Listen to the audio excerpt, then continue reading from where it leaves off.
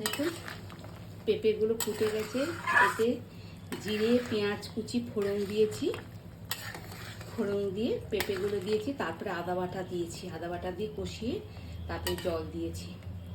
এবারে এই যে মটর ডাল আর ছোলার ডাল পিষিয়ে বড়া করে রেখেছি, এই বড়া দিচ্ছি। এই বেতে দিছিলাম বড়াতে আদা বাটা, কাঁচা লঙ্কা বাটা, অল্প একটু চিনি, একটু লবণ দিয়ে ভালো করে ফেটিয়ে বড়া করেছি।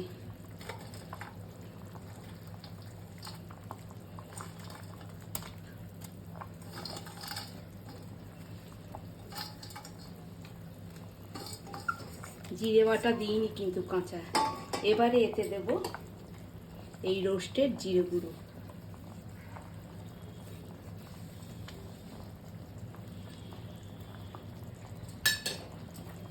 তারপরে এই ধনে পাতা, অল্প একটু ধনে পাতা দেব।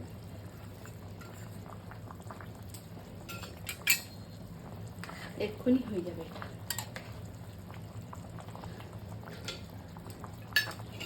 জলটা টেনে নেবে জুসগুলো।